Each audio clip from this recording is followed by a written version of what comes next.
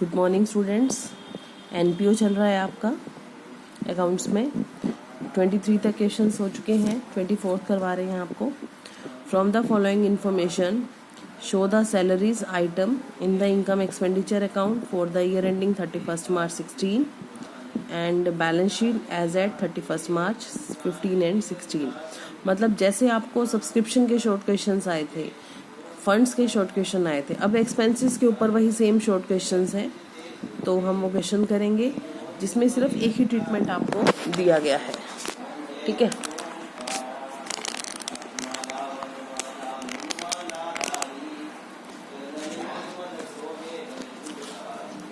Clear. तो format बनाइए पहले। इसमें सिर्फ एक ही एडजस्टमेंट है, तो balance sheet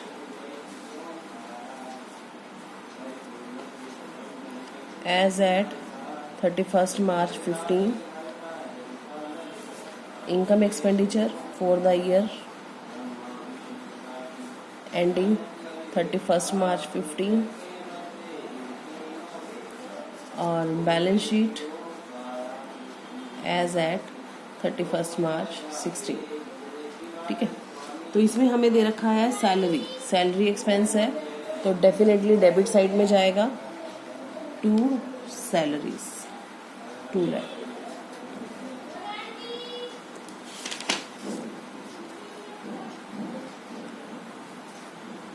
outstanding salary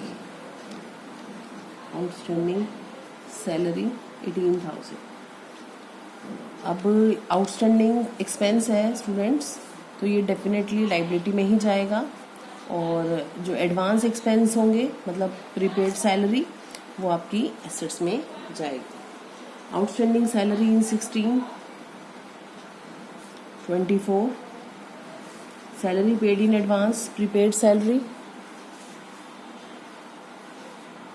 assets में जाएगा 10,000, और at the end of year prepaid salary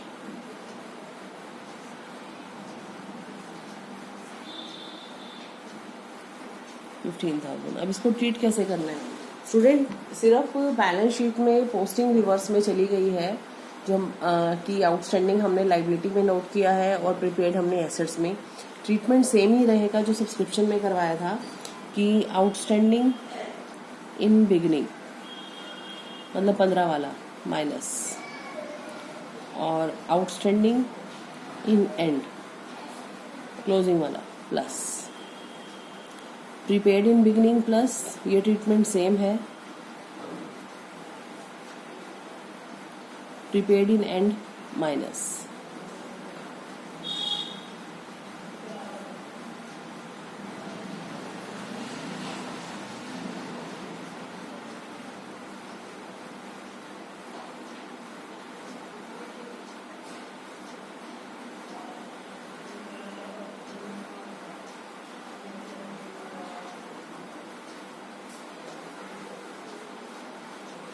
okay students, ये था हमारा सैलरी का ट्रीटमेंट। नेक्स्ट क्वेश्चन भी सैलरी पर ही बेस्ड है, रीड करवाते हैं क्वेश्चन आपको।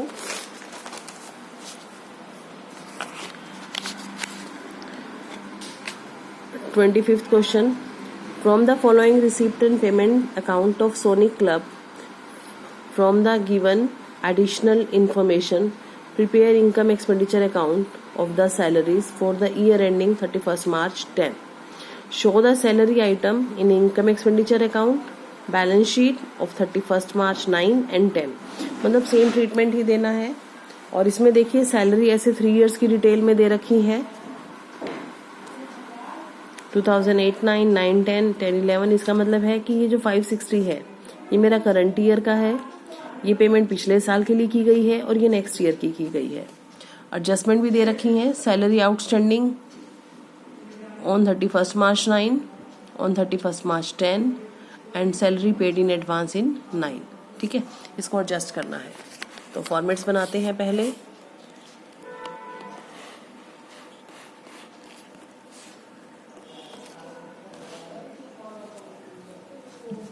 बैलेंस शीट बनाएंगे 31 मार्च 9 के लिए। Income expenditure for the year ending 31 मार्च 9।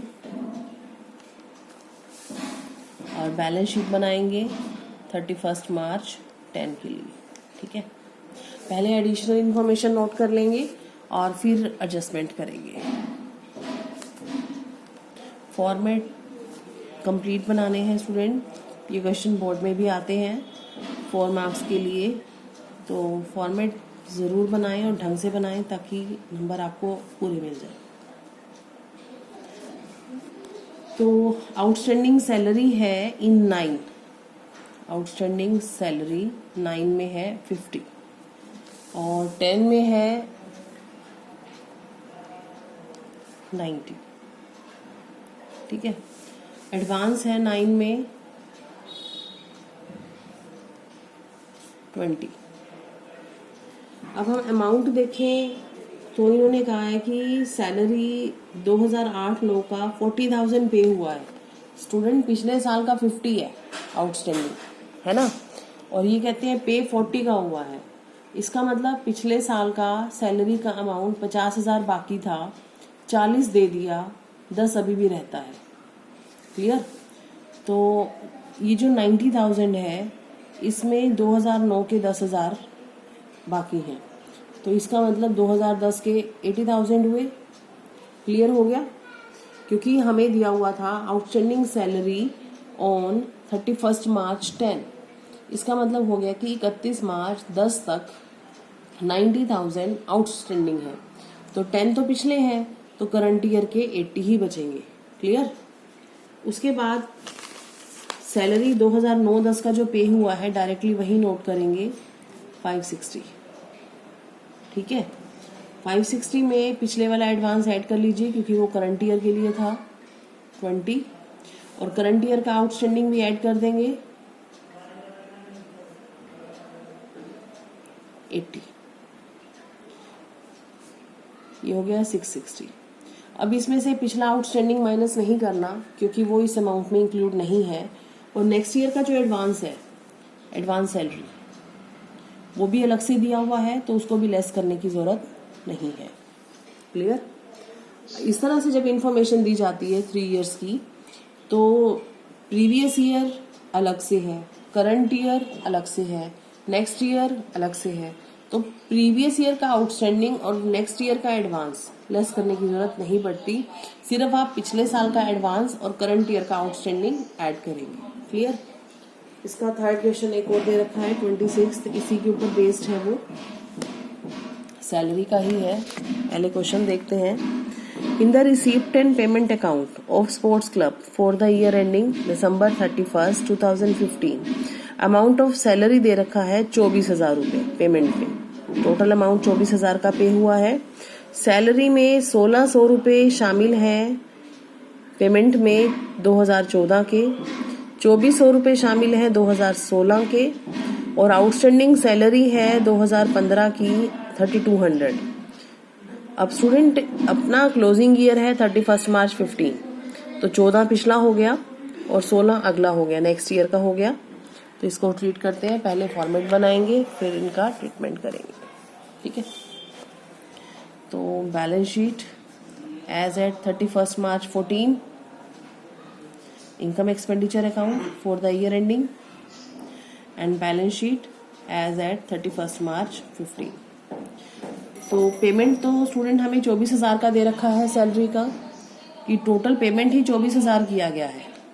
ठीक है, इसके बाद इन्होंने बताया कि 1,600 पिछले हैं, तो इसका मतलब पिछला आउटस्टैंडिंग था हमारे पास। आउटस्टैंडिंग सैलरी 1,600 रुपये थी 2014 में, जो कि अब पे की गई, तो आउटस्टैंडिंग इन 14 1,600।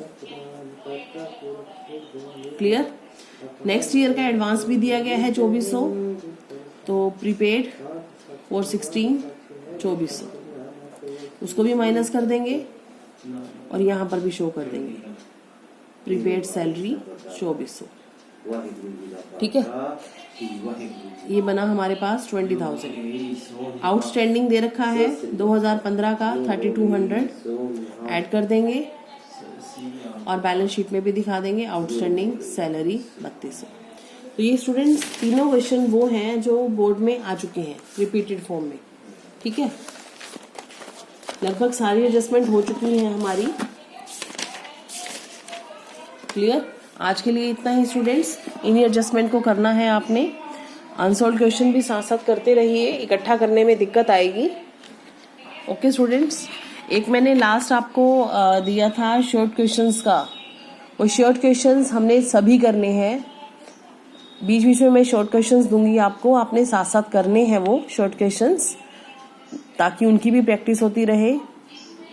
जो MCQs आते हैं, जो शॉर्ट क्वेश्चंस आते हैं 1 मार्क्स के लिए, उनमें वो क्वेश्चन काफ़ी यूजफुल है।